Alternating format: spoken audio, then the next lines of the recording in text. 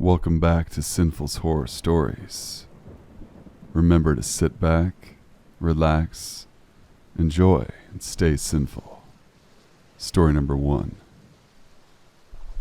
I was 17 years old walking home from school on my normal route.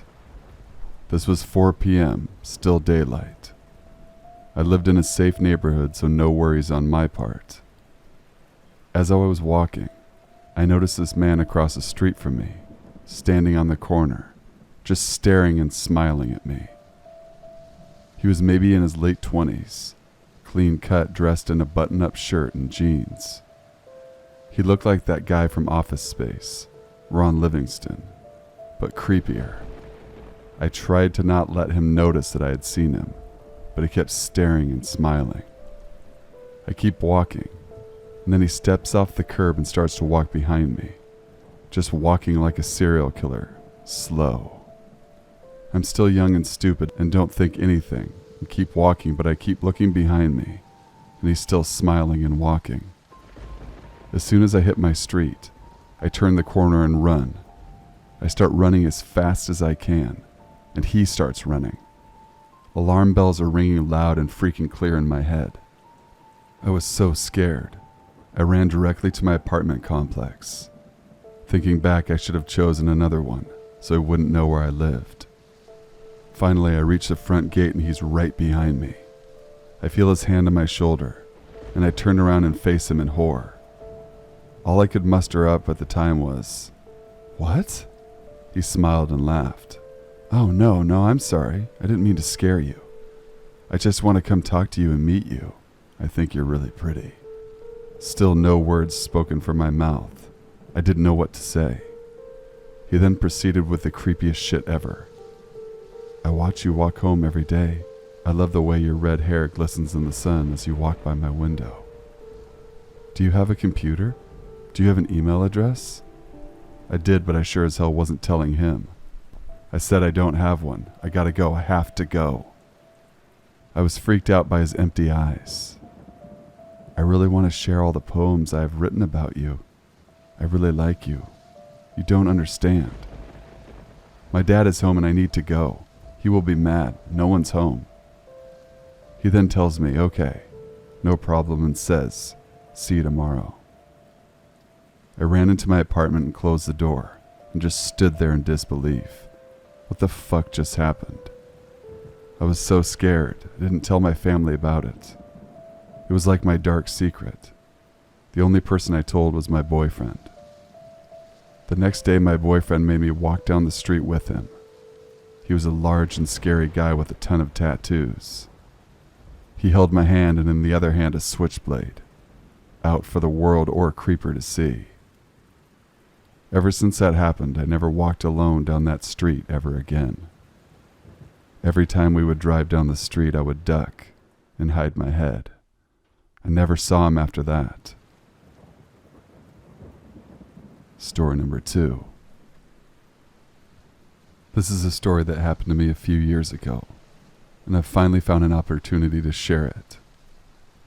When I was 15, my family had moved across the country to a town smaller than the one we had lived in previously. For privacy reasons, I will not name the town. Down the street from my high school was a strip of local stores, one being a butcher shop. Upon moving, I hadn't made a ton of friends, and didn't for a very long time. One of my best friends to this day was the one that introduced me to the story of the Meat Man. This was after being friends for a few weeks. She had told me that this meat shop had been accused of mishandling their products, and that the owners, husband and a wife, were pretty cheap, especially the husband, hence the name Meat Man. A few weeks passed and I forgot about what she had told me. I didn't have to pass it on my walk home, so it was never at the front of my mind. However, one day while I was at school, my mom texted me asking if I'd pick up a chuck roast because she wanted to make her infamous Mississippi roast. Forgetting about what my friend had told me, I walked to the shop after school. It was very small and very cold inside. Upon entering, I was met with the man who ran the shop, or so I assumed. He He was probably 6 feet and had long gray hair. He was stalking the front glass container as I walked closer to the front. I had asked him if he had chuck roasts, and he smirked at me and said yes. He had asked me what I was using it for, so I vaguely told him about my mom's roast. He said that it sounded good and that he'd love an invitation to dinner. I remember laughing and telling him, maybe next time. This is when it gets weird. He then comes around the glass container to where I am standing and tells me that he has a chuck roast in the back. He offers to let me go back with him, but I politely declined. He then told me if I wanted the roast, that I'd have to go back and get it myself.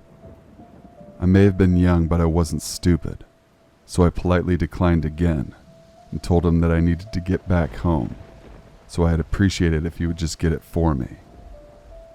What he said next still sends chills down my bones. He goes, "What's to be scared of? You don't think I'm going to do anything bad back there, do you?" I remember in that moment feeling like I was going to throw up. I considered whether or not it was worth it to buy the roast and decided it wasn't. So I told the man that I wasn't interested in the roast and made my way outside. As I was walking down the sidewalk, I looked back, and he was standing outside of his shop, almost smiling, watching me walk away. I ran home and called my mom in tears. I was paranoid that entire week that I'd be out and happen to run into him. Luckily, I haven't seen him since. Story number 3. I am a freight conductor. We hit a young lady walking between the 2 main tracks at 5 a.m.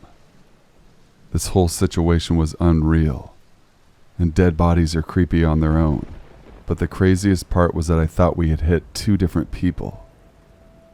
The woman that I saw was white, heavy-set and in her late 40s. She was walking toward the train leaning out in front of us. When myself and the brakeman walked back to find the woman, what we found did not match what we'd both seen. She did not go under the train, so she was mostly in one piece. We found a Latina woman who was very thin. I later found out she was in her early 20s. Now, I thought I was crazy, but the brakeman started asking me if we had hit 2 people and described the woman in her 40s, the same as I had seen her. Needless to say, we only hit 1 person. He and I are convinced that this young girl was possessed by some evil entity. The face I saw before we hit her still pops into my mind occasionally. It was evil, twisted, and full of pain. Story number 4. My uncle works for dispatch in my town, and he recently told my family of the weirdest call he had ever gotten. He says that he had received a call from a landline one night, and when he answered it, there was only static on the other end. This happened 2 more times. Finally, he calls a squad to go check out the address from the caller ID. When the cops got there and walked into the house, they immediately saw that there was a dead body. The person had been dead for 5 months. The craziest part about it was there was no electricity or any other utility working, so there's no way they should have been able to get those calls into dispatch. But if they hadn't, who knows how long that person's body would have stayed there. Story number 5. At the time I was 19 and barely scraping together enough money to eat a few times a week, and I worked about 2.5 hours walk away from my shitty apartment.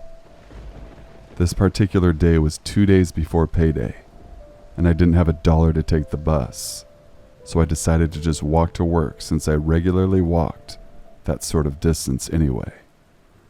I took off, and a couple miles into the trip it started to rain, like a total torrential downpour. Of course, I didn't have an umbrella or jacket and was wearing slippery flip-flops. The rest of my walk was looking pretty daunting, but I had to get to work because I didn't have a cell phone to call and explain, and I needed to keep that job. Shortly after the rain started up, a man in a pickup truck pulled over and asked if I needed a ride. I knew full well that hitchhiking is a bad idea, but at the time I honestly didn't care.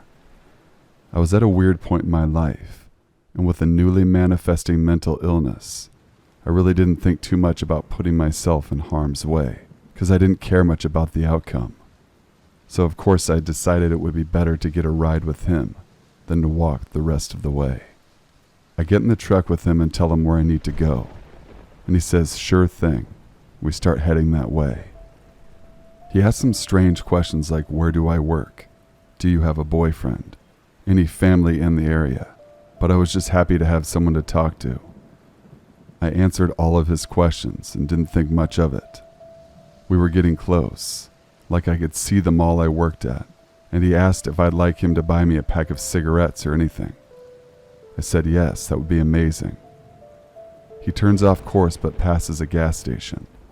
At this point I knew things were weird, but again I was just more curious and afraid, so I felt like going with it. We get to this man's apartment, and it is in the basement of one of those super old giant houses, divided into apartments. There are no windows whatsoever. I said I'd wait in the truck, and he kept insisting that I go in with him, because he just got a new stereo and wanted to show me. I knew this was total bullshit, but again just wanted to see what would happen, so I went with him anyway. I go down the stairs and step into the door, but I did at least have the smarts to not go further in than a few feet, and I made sure to keep myself between him and the door.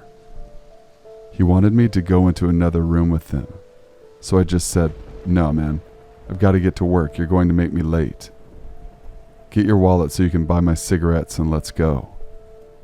He went into another room for a minute and then came out with an open beer and handed it to me.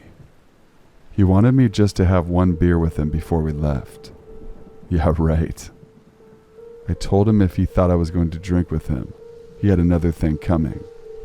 I had been promised cigarettes and a ride to work, and that's what he was going to do because otherwise he'd have a problem on his hands. Surprisingly, he put the beer down, said, "Well, okay, then let's go." We went back outside and got into the truck. He did go to the gas station and get me cigarettes, and then he dropped me off at work as promised. When he dropped me off, he said something to the effect of me being a lot more bold than I looked like, and I'd be sorry for the trouble.